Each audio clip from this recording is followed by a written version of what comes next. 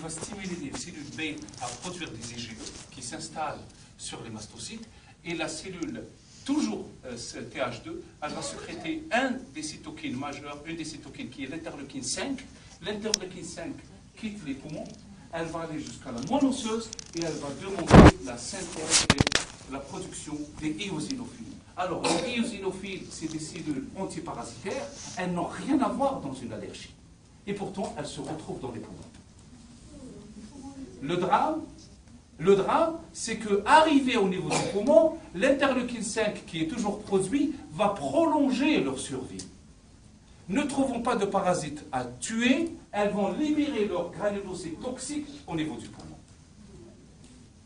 D'un autre côté, si l'allergie s'installe, les IgE viendront directement s'installer sur les mastocytes, il y a la dégranulation des mastocytes et bien sûr le cauchemar, la production du mucus. Et le mucus, c'est lui qui est derrière tout ce qui est inflammation et sifflement, et même la mort par asphyxie, parce que l'individu n'arrive plus à respirer. Donc, juste pour clôturer, j'ai eu l'opportunité de travailler au Canada sur un virus respiratoire syncytial, que vous connaissez très bien, qui touche les bébés, et il touche même les veaux. Et dans les années 60, en 58, il a été détecté la première fois chez les singes, dans un zoo à Washington DC, et après il a été détecté chez les bovins, et après chez les humains. On ne sait pas s'il s'agit d'une barrière de l'espèce qui a été transgressée, ou une souche qui est similaire. Bref, le gouvernement américain dans les années 60 a voulu faire un vaccin. On a pris le vaccin et les méthodes classiques de l'époque, c'est-à-dire on a inactivé le virus grâce au formol, et on a pris des enfants et qu'on a vaccinés. Et des enfants qui ont eu le placebo.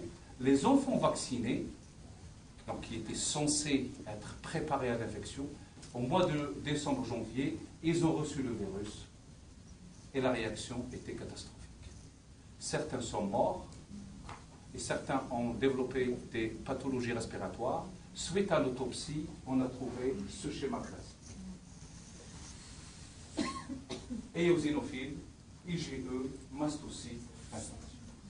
Alors que nous avons, 1, inactivé un virus, 2, l'injecter pour qu'il monte une réponse TH1, toute la réponse était partie vers la TH1.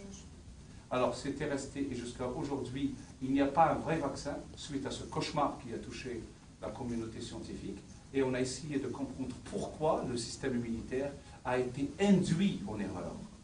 Au lieu d'aller vers une réponse TH1, il a été la TH2. On croit que ce qui s'est passé, en inactivant le virus, on a détérioré les épitopes, les antigènes du virus, et le système immunitaire les a considérés comme un allergène, au lieu qu'elles soient que des particules virales, et toute la réponse a été envoyée par TH2.